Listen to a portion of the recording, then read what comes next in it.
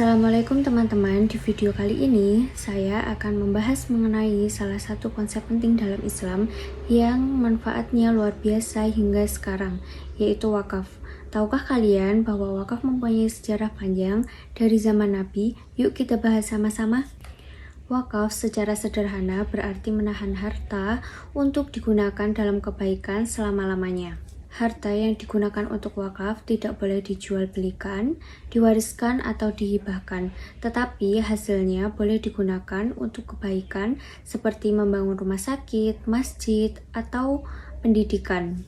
Wakaf pertama kali dilakukan pada masa Nabi Muhammad SAW. Salah satunya contoh paling terkenal adalah wakaf rumah di Madinah. Waktu itu, air bersih sulit didapatkan dan sumur itu milik orang Yahudi. Utsman bin Affan, salah satu sahabat Nabi, membelinya lalu mewakafkannya untuk umat Islam. Sejak saat itu, para sahabat mulai berlomba-lomba berwakaf untuk kepentingan umat. Setelah Nabi wafat, para khalifah melanjutkan semangat wakaf ini. Abu Bakar, Umar bin Khattab, Utsman, dan Ali semuanya tercatat sebagai wakif atau orang yang berwakaf. Umar bin Khattab pernah mewakafkan tanah di Khaybar yang hasilnya digunakan untuk membantu orang miskin dan Ibnu Sabil.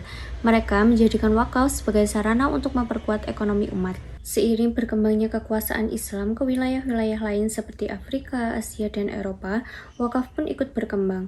Di masa dinasti Umayyah dan Abbasiyah, wakaf digunakan untuk membangun sekolah, rumah sakit, dan perpustakaan, bahkan jalan umum. Di masa Kesultanan Utsmaniyah atau Turki, wakaf menjadi bagian penting dari sistem pemerintahan. Banyak layanan publik dibiayai dari wakaf, bukan pajak. Di Indonesia, wakaf sudah dikenal sejak zaman kerajaan Islam seperti Kerajaan Demak dan Kesultanan Aceh. Biasanya masyarakat mewakafkan tanah untuk dijadikan masjid atau pesantren.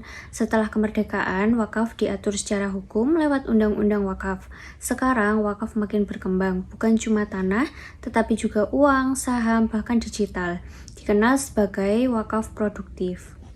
Nah, itu tadi merupakan sejarah wakaf dari zaman Nabi hingga sekarang. Ternyata wakaf bukan cuma amal jariah biasa, tetapi juga bisa menguatkan ekonomi umat. Yuk kita hidupkan semangat wakaf ini lagi. Mulai dari hal-hal yang kecil, kita terus mengalirkan kebaikan, bahkan hingga kita tiada. Terima kasih telah menonton. Wassalamualaikum warahmatullahi wabarakatuh.